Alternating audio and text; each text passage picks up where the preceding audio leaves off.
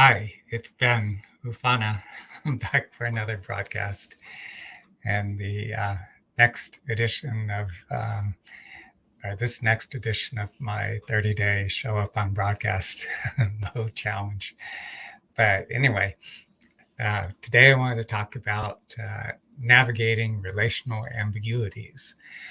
Like a lot of times we connect with somebody and we're getting all kinds of incredibly mixed, confusing signals, and especially those who have more anxious attachment styles that can be especially difficult, even torturous in some instances, because we want love, connection, constancy, consistency. We want this, we form an attachment to somebody, and we want them to be there for us and feel some sense of security in the relationship. But some people just don't have it to give. They're just not capable for whatever reason, which I'll go into later.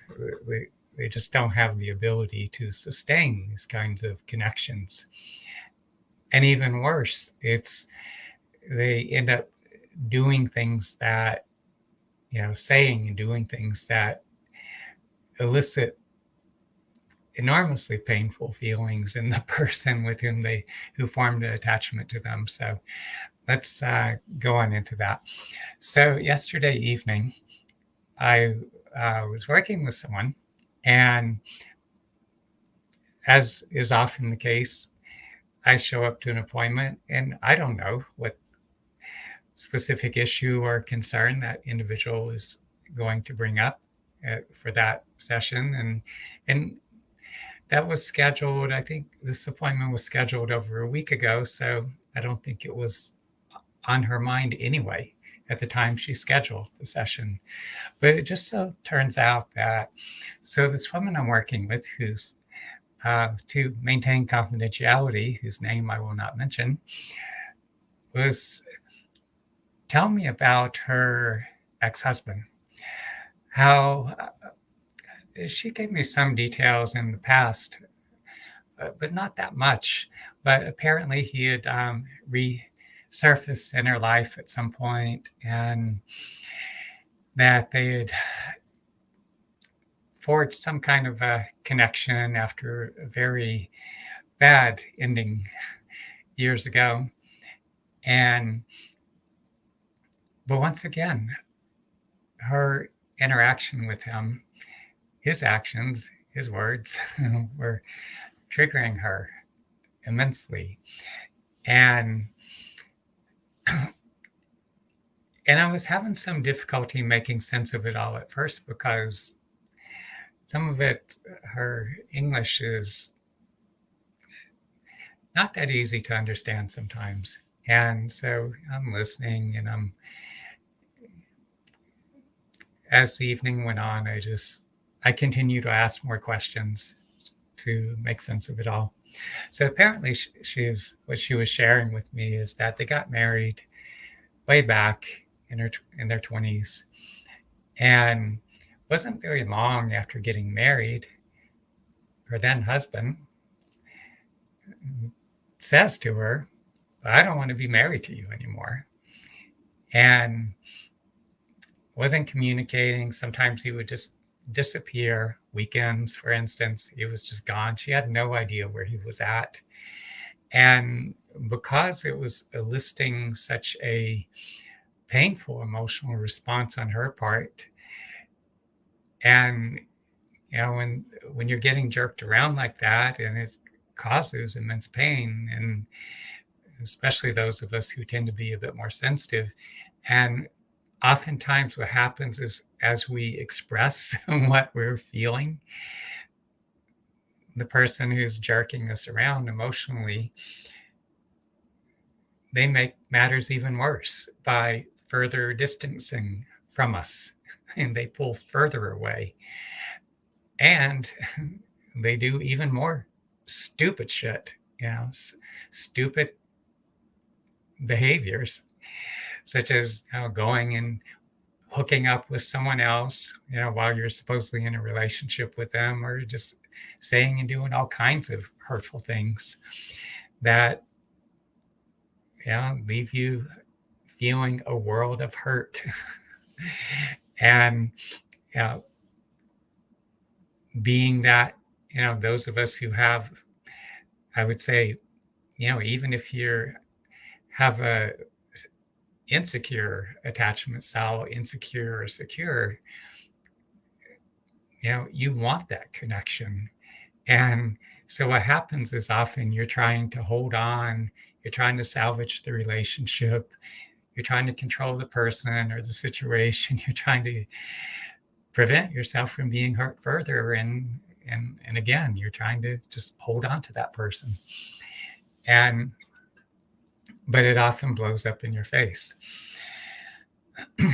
And yeah, so as we continue to talk, she was telling me about how, you know, after some time, he just completely disappeared. And a couple of years went by, she had no idea where he was at, didn't communicate, nothing. And so after all this time, she files for a divorce and finds out that he had forged her signature and had already gotten a divorce and had married someone else.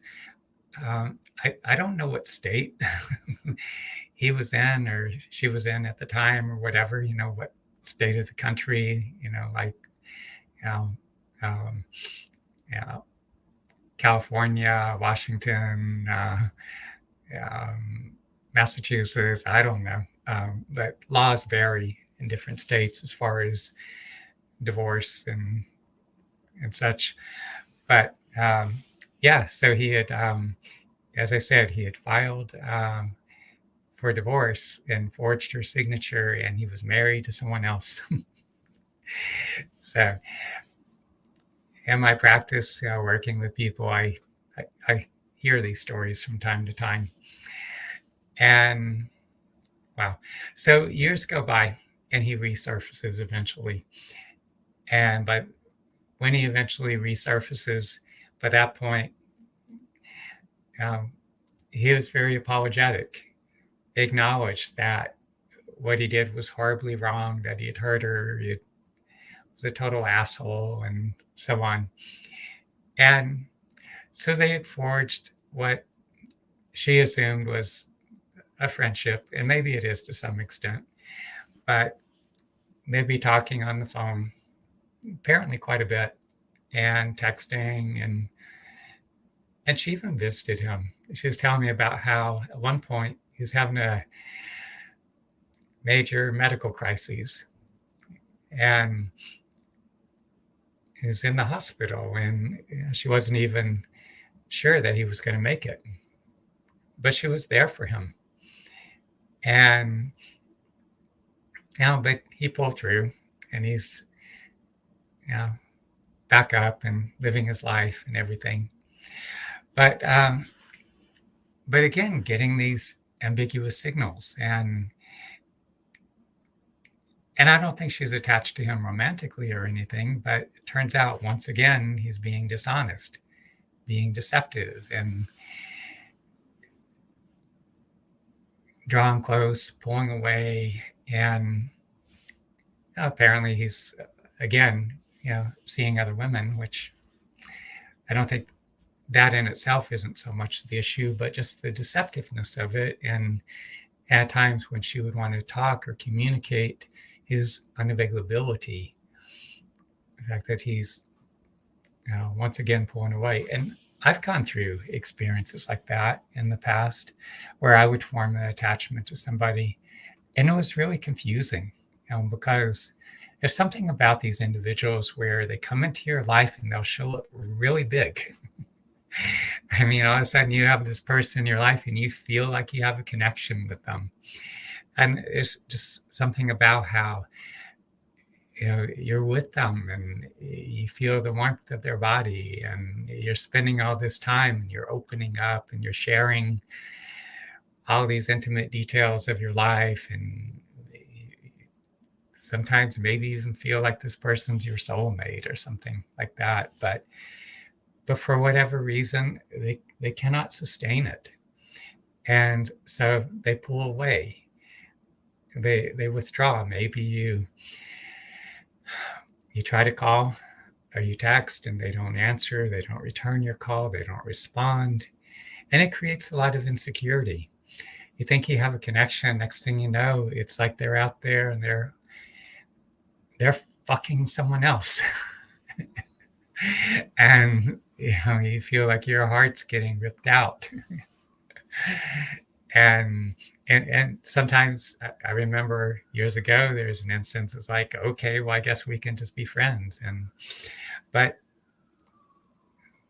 the woman in that instance just completely ghosted me.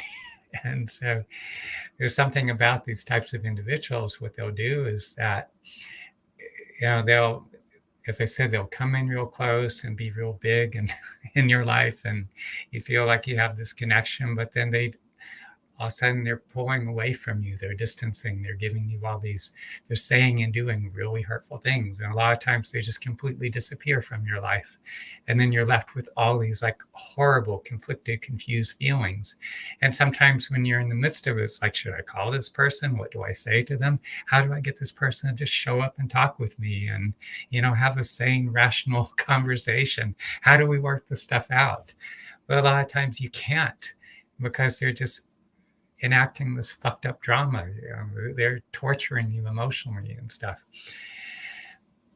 It's hell when you go through that. And why does that happen? I don't know that I could cover all that within the scope of this video, but it could be a number of things. It could be,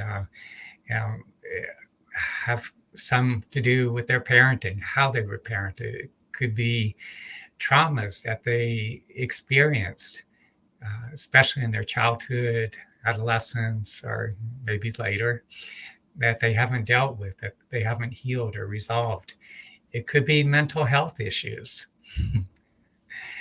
and for that reason, I feel it's critically important for us to be educating ourselves when we're dealing with these individuals who are jerking us around, who are like putting us through this kind of torment. We need to understand, the best we can, one, our own vulnerability, our own emotional wounds, and how it's triggering us, but also this individual with whom we're attempting to have some kind of meaningful connection with. And there's, in years ago, in my 20s, there wasn't that much literature available, and there was no YouTube, and even when I was in psychotherapy,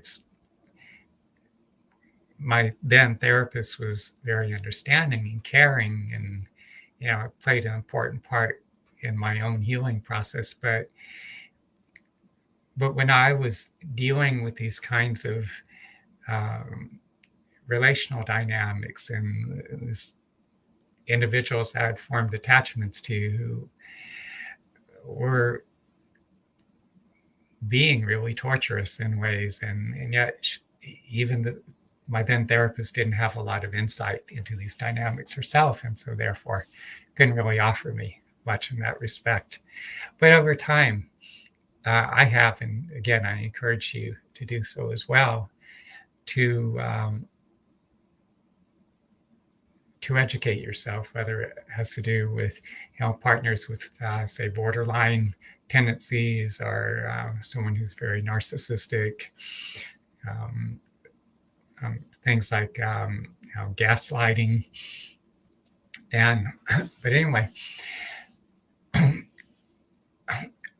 one of the things that I found very helpful, and this woman I was working with yesterday evening, I was actually walking her through this practice. This is so crucial, because what happens is when we're getting jerked around like that, we often just tend to go up into our head and we're trying to make sense of it. We're trying to figure it out. But there's no amount of just rational explanation, at least not by itself, that's going to alleviate the pain when you're going through this kind of relational back and forth, this getting jerked around, or you're being tortured emotionally. So what I had her do is I had her picture her former husband. Picture him. I encourage you to do the same thing. If you're dealing with this kind of relational dynamic, an individual who's causing a lot of hurt and leaving you feeling confused and strung out. And the problem with these attachments is it becomes like a drug addiction. In this case, it's an addictive attachment. And when you form an attachment to someone like that and they're giving you the mixed ambiguous signals, and you try to reach out, you try to hold on, it's trying to have some sense of control, and that makes the attachment very addictive, and it becomes a destructive cycle. It's like we can spiral down as that happens. So anyway, so the practice I was having her do, which if you're dealing with this form of attachment to an individual, is bring that individual to the forefront of your awareness. To the best of your ability, you want to see them, you visualize them, and you feel their presence. And as you hold them in your awareness, notice how you feel in your body. Like, what feelings and what bodily sensations does that evoke within you? And where are these feelings situated in your body? Are they up in your chest cavity, up in your throat, further down in your abdomen? Or they, usually they tend to be more concentrated in specific areas, but it could also be, a lot of it can be in multiple locations within your body, but just go where it feels strongest. And center your awareness in the depth of these feelings, these bodily sensations. And as you do so, begin to breathe very softly, very deeply. And what happens as you do this practice, a lot of times the emotions will intensify. Maybe be feeling sadness or hurt, or that sense of desperation, maybe excruciating pain in some instances, but just whatever you feel, although it can be quite uncomfortable. And sometimes you want to just escape from those feelings. You don't want to feel them. You just want it to go away. No, stay with it. Best of your ability, stay with these feelings. Center your awareness. You're not outside looking at the feelings. You're not analyzing it from the distance. You need to get deep into the middle of the feelings themselves, wherever they are. Be subjective, experience it from the depth. You cannot process these feelings unless you get deep into the depths of them. And then again, be breathing very softly, very deeply. You follow these feelings and sensations as they go through their progression. A lot of times you start with, maybe you're just feeling that fear, the anxiety, the fear of abandonment, for instance. And you'll go through a whole progression of feelings. And maybe it will evoke memories of past experiences, previous relationships where former partners said and did things that you found very hurtful. It could evoke memories of childhood experiences, things that happened between you and one of your parents, for instance. But continue to stay present with whatever it is you're feeling.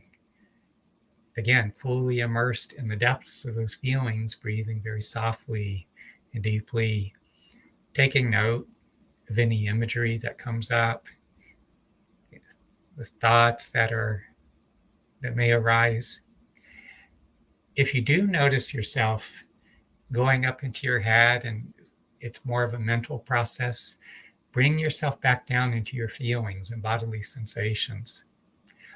Problem is, a lot of times when we get strung out on somebody with these addictive attachments, we're too much in our head and we keep analyzing, trying to make sense of everything they say and everything they do, why they said this and that, why they're not calling us, what should I say next? What do I need to say to this person? But again, you can't completely shut off the thoughts, but as much as you can, just keep bringing yourself back into what you feel and breathe with those feelings and sensations. Again, feelings, bodily sensations so often go through a progression.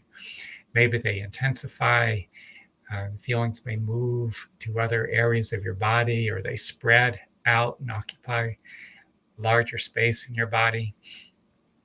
Whatever happens, stay with the feelings, keep breathing. You keep doing this, and that intensity will diminish. They'll gradually get softer. What I found as I kept doing this practice, and this is something that I just intuitively came up with years and years ago in my 20s. But I'd stay with the feelings, I'd keep breathing with them. And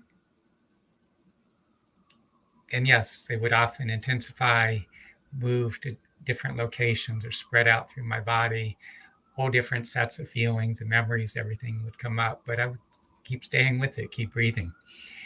And as I did so, what happens is you start digesting the experience, the interaction you have with that individual, your whole internal representations of that individual. You have this image or this perception, sometimes this fantasy that you've created around that individual. And you do this practice, you start digesting, like the food you eat, you got to digest it. Well, you got to digest your relationship and your representation of that individual. And you got to digest your own subsequent emotional and cognitive responses to it all. As you're able to digest, again, your experience, your representation of that individual, your emotional responses, what will happen is it'll start diminishing the intensity of those feelings, those emotions, those highly charged emotions. They start becoming softer and more diffuse. You keep breathing into these feelings and bodily sensations. And what happens is it helps you to work through that fear, the fear of abandonment, the anxiety that comes up with fear of losing that person. Helps you to work through the hurt. Maybe instead of taking it so personally, like they said or they did whatever, and you're feeling all this pain, is you're working through all these intense emotions. And those emotions are diminishing. They're becoming softer and more diffuse. You get to where you're not taking it quite so personally. And what I found happening for me is that it would start dissolving those unhealthy attachments. And as those unhealthy attachments dissolved, it made it easier for me to let go. Now, if you're dealing with someone who, you get involved with somebody and they have these kind of chaotic patterns of, whereas, as I said, they show up big in your life, you feel you have a connection. Before you know it, they're distancing from you, they're being weird, they're hooking up with someone else, they're doing all kinds of other crazy making things that end up jerking around emotionally. You cannot fix such an individual. I mean, there's something like deeply wrong emotionally, psychologically. There's some really serious flaws, be it some kind of character disorder, mental illness, trauma, whatever. And you cannot fix that. Usually the best thing you can possibly do is just let go. And as you work with this practice, what I find is it helps you to process through your own emotional responses. When you get entangled with somebody like that, what happens is again, they trigger our deepest vulnerabilities. We have these normal, basic, most basic human needs to love, to be loved, to have someone in our life. We can have a meaningful connection. But people who operate on that level, they are wired completely differently. And again, you cannot fix that. You will not fix that. Forget it. It ain't going to happen. And the longer you stay with them, the more you try, you just end up getting hurt more. And it becomes a downward spiral for you. It becomes incredibly destructive. It can do enormous damage to you. And some of those individuals, it's as though they're on a search and destroy mission. They'll do that with you. And then after doing their damage, the relationship blows up. They'll move on to the next person and they'll do the same damn thing or reenact some variation thereof. We think we action with someone as much as we think we love them. Good luck with that. It ain't going to work. Best to just chew it up, digest it, shit it out the other end, move on down the road, because there are other individuals with whom you can form a much healthier, deeper, more loving connection. Sometimes these patterns become so deeply entrenched and we end up attracting a whole succession of individuals who enact these kinds of torturous relational dynamics. And yeah, this practice, again, it's very helpful, but sometimes we need intervention to facilitate the healing that we cannot fully do on our own.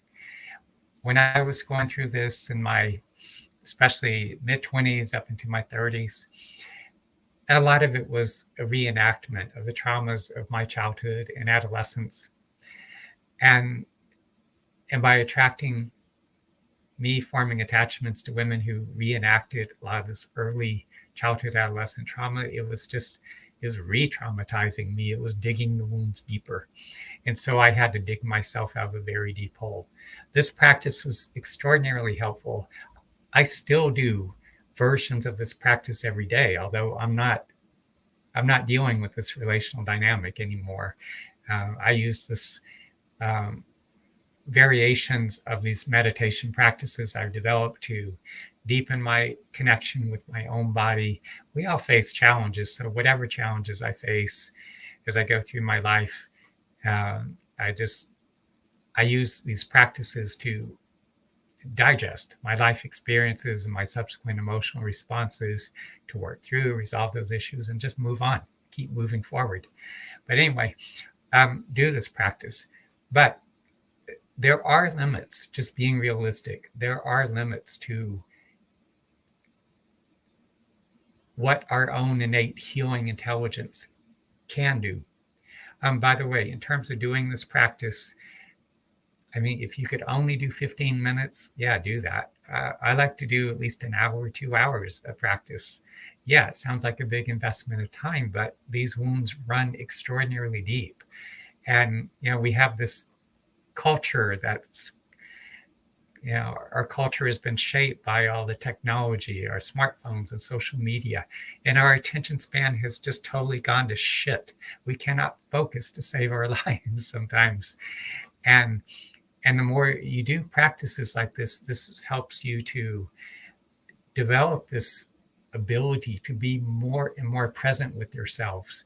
If you can't feel it, you can't heal it. But in order to feel it, you need to be able to just be present with yourself, develop a greater and greater capacity to stay present with all your feelings and bodily sensations. But in addition to doing practice, I encourage you to make use of the most effective, the most powerful therapeutic interventions. When I was going through this, initially I started with working with a psychotherapist. only getting so far with this, I taught myself to dive into the depths of all those emotions, to work constructively with my emotions. But then I started doing deep tissue body work, for instance. We hold so much of this emotion in our bodies. The emotions are like trapped in our bodies. Doing the body work, it broke a lot of this emotion loose. And as it came up into my conscious awareness, it was more accessible. Once the emotions were more accessible, then I would dive into them. I'd keep breathing. And so the combination of the body work and this practice, it accelerated my healing process. In my mid to late 20s, I got to work with a couple of exceptionally gifted healers. And as I did that, I could feel it was beginning to heal and transform these parts of me that were so deeply wounded. And it started breaking, dissolving those horribly unhealthy attachments to individuals who were enacting these really destructive relational patterns, or should I say non-relational patterns. But because they didn't come around very often, and fortunately, for those of you who don't already know, my background, I spent a couple of years training with this traditional Native American doctor, an actual medicine man. So part of our training, we go alone into the mountains, 4 days, 4 nights, no food, no water, not eating or drinking. So as I go through the experience in the vision quest, there's this extraordinarily powerful presence would descend into my body. And it would be like a near-death experience at times. I'd be reliving these traumas from my childhood and adolescence, or maybe the current relational trauma I was going through, and all that emotion, all the sensory impressions that come up, and I'd be digesting all this whole experience, all the emotions. I'd come out the other side. And as I do so, again, my attachments, those unhealthy attachments would dissolve. It's like I would just evolve above and beyond those types of individuals. I outgrew them. In many instances, maybe I'd encounter that individual again, or one of them, women I'd grown attached to who had reenacted those kinds of dynamics. I felt more of an aversion to them. It's like I had just completely outgrown them. And sometimes even they found my presence by that time a bit intimidating. So there was this, it's like we'd be repelling each other, which is a good thing because I don't waste my time or get sucked into that dynamic anymore. Vision quest is far too intense for most people. But what I found, those who work with me individually, the individual sessions, experience the same kind of healing where they too, they're dissolving those unhealthy attachments, they're digesting those internal representations of that individual, of the relationship itself, and all those highly charged emotions. They come out the other side much freer, much lighter. And I've watched as many of these individuals evolve or graduate into healthier partnerships. They attract someone into their life with whom they can truly love and be loved by, establish a much more meaningful, fulfilling, much healthier connection. So, by the way, if you find value in what I have to offer here, be sure to click like, whether you're watching on Facebook or YouTube. Share the video, especially if you know someone who's going through this kind of crazy making relational dynamics. Subscribe to my YouTube channel where there's lots more articles or videos and where I go further into depth on these types of issues. So also, if you're going through these kinds of relational dynamics, you're trying to make sense of it all, book a call with me, a free 20-minute, what I call the heart-mending, heart healing strategy session. You can just share with me what's going on. I can share with you what insights I have. Also, various practices and interventions that you could be making use of on a daily basis, that if you're going through some kind of heartrending drama, it will greatly accelerate your healing process so that you move through the grief and sadness and fear and confusion. You get to a place where you feel much lighter, you're able to let go. And yeah, so uh, I'll leave you with that for now. I have covered a lot of ground. So yeah, again, do reach out to me. And if I can be of assistance,